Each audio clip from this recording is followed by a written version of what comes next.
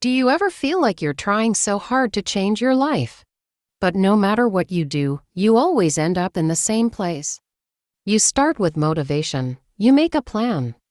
You promise yourself that this time will be different.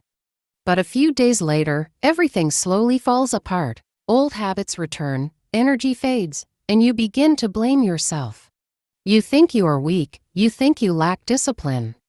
You think you just don't want success badly enough. But what if the real problem is not you? What if the problem is not your motivation, but the system you are using? This is the central idea behind Atomic Habits by James Clear. In this summary, we are not going to talk about overnight success or dramatic transformations. Instead, we are going to explore how tiny, almost invisible changes can completely reshape your life over time. Because real change doesn't come from doing something once, it comes from what you do every day. Let's start with the core idea of the book. James Clear explains that habits are the compound interest of self-improvement. Just like money grows slowly with compound interest, habits work the same way. At first, progress is almost invisible. You don't see results, you don't feel different. And that's why most people quit. But over time, small actions begin to stack. And one day, the results feel sudden and dramatic. But they were never sudden, they were building quietly in the background. This is why small habits matter more than big goals. Most people focus on goals. They want to lose weight, they want to get rich. They want to be successful, but goals only define the result. They do not define the process. You can have the same goal as someone else and still get completely different results. Why? Because your system is what determines your outcome. If your system is broken, even the best goal will fail. If your system is strong, success becomes almost unavoidable. This is why James Clear says, "Do not fall in love with goals, fall in love with systems." Another powerful idea in the book is the concept of identity. Most people try to change their habits from the outside in. They say, "I want to lose weight. I want to read more. I want to wake up early." But this approach focuses only on outcomes. James Clear suggests a different approach. He suggests changing from the inside out. Instead of asking, "What do I want to achieve?" ask, "Who do I want to become?" Because every habit you perform is a vote for the type of person you believe you are. When you read one page, you are voting for being a reader. When you exercise for 5 minutes, you are voting for being a healthy person. You don't need perfection, you just need more votes in the right direction. Identity change does not happen overnight, it is built slowly, habit by habit. Now let's talk about how habits actually work.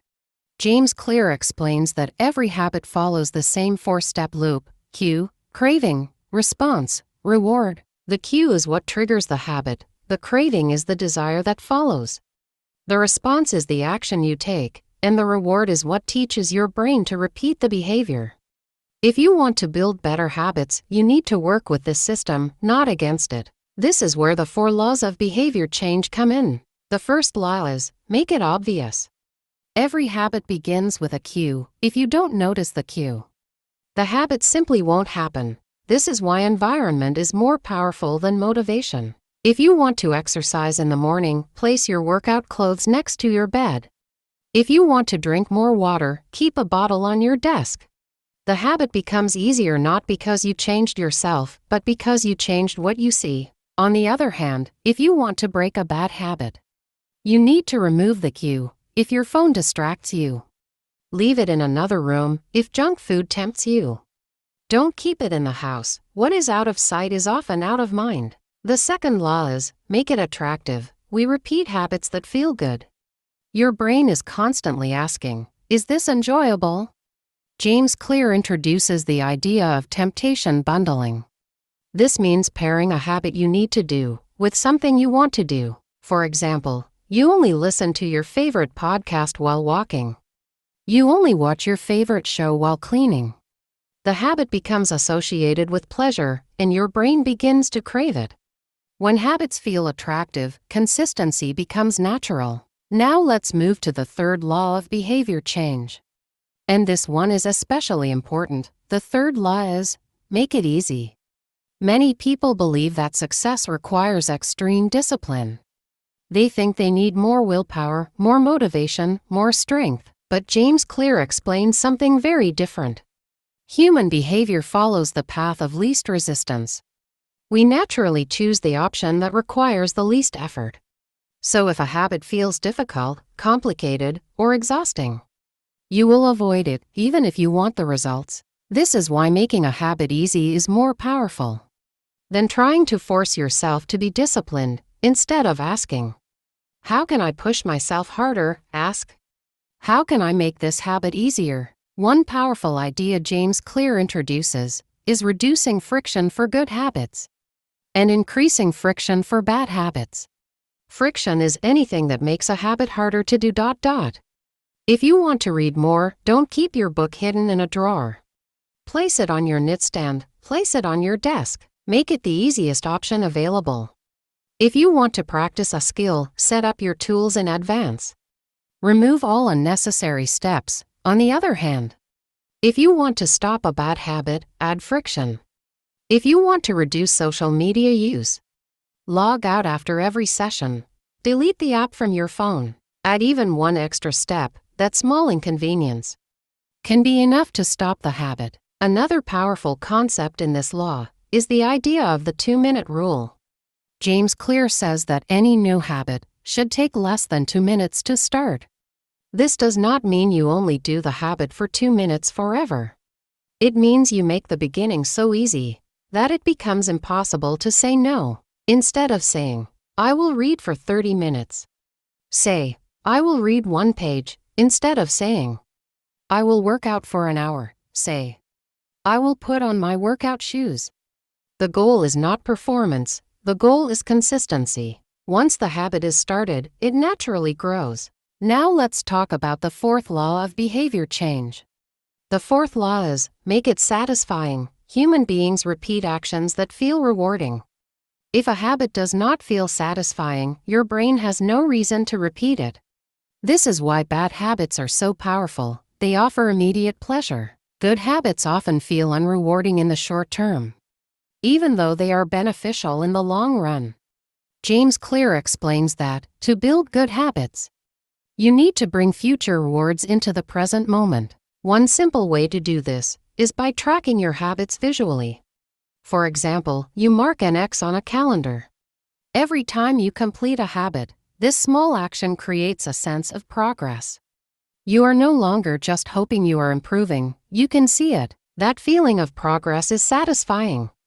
And satisfaction reinforces behavior. What gets rewarded gets repeated. James Clear also reminds us that missing once is not a failure.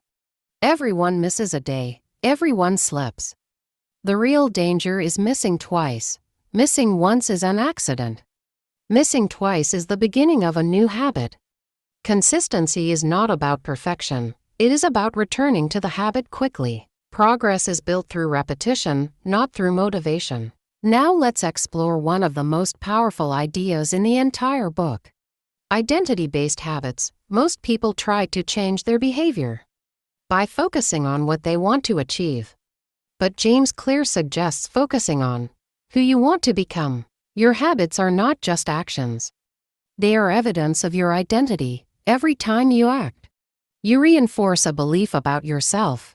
If you write every day, you become a writer. If you train regularly, you become a healthy person. If you read consistently, you become a learner. You don't rise to the level of your goals. You fall to the level of your systems and identities. Identity change happens gradually.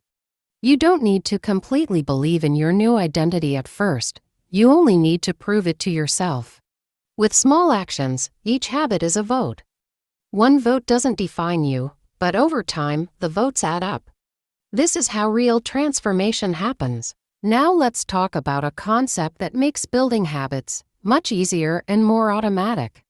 James Clear calls it habit stacking. Habit stacking is simple, but extremely powerful. The idea is this. Instead of trying to create a new habit from nothing, you attach it to a habit you already do every day. Your current habits become the trigger for your new habits. Habit stacking works Because it uses the natural rhythm of your day. Your life is already full of routines: waking up, eating, commuting, checking your phone. When you connect a new habit to something that already happens, you remove the need to decide. And when you remove decision-making, you reduce resistance. This is how habits become automatic. Now let's talk about something that influences your habits more than you realize: your environment. Many people believe that success is about willpower, but James Clear explains that environment often matters more than self-control. If your environment supports good habits, success feels easy. If your environment supports bad habits, failure feels inevitable. The most disciplined people are not stronger than everyone else, they simply design their environment in a way that makes good habits the default option. Now let's talk about a topic that everyone struggles with: falling off track. No one is perfect. No one builds habits without mistakes. James Clear reminds us that failure is part of the process. Missing one day does not ruin your progress. Life happens, energy drops, schedules change. The problem is not missing once. The real danger is letting one mistake turn into a pattern. This is why James Clear says, never miss twice. If you skip a workout today, show up tomorrow. If you stop reading for a week, start again today. Consistency is not about never falling. It is about standing up quickly. Another important idea is that habits should serve your life, not control it. Sometimes people become obsessed with tracking and routines, but the goal of habits is not control. The goal is freedom. Good habits create structure, so you can focus on what truly matters. They reduce stress. They reduce decision fatigue. They give you clarity. James Clear reminds us that the most effective habits are often the smallest ones, not because they are impressive, but because they are sustainable. You don't change your life by doing something big once, you change your life by doing something small, again and again. One of the most important lessons in Atomic Habits is patience. Most people quit because they expect fast results. They work out for a week and expect a transformation. They read for a few days and expect wisdom. But habits don't work like that. They work quietly, slowly. In the background, the results you want are often delayed. But that does not mean they are not coming. The change is small, but the destination is radically different. Your habits work the same way. Small changes today create a completely different future. Atomic Habits is not about perfection. It's about direction.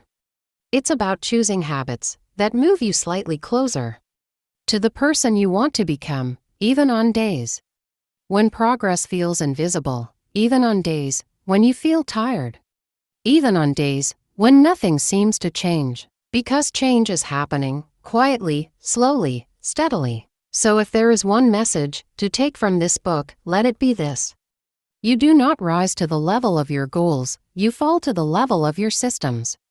Design your habits, design your environment, design your identity, and trust the power of small steps. Tiny changes may seem insignificant today, but over time, they shape your character, your confidence, and your future.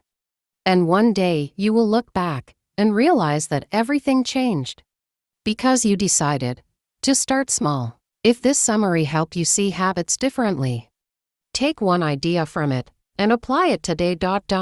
Not tomorrow, not next week, today. Because the smallest action can be the beginning of a completely new life. If you enjoyed this summary, like the video, subscribe, and share it with someone who wants to improve their habits.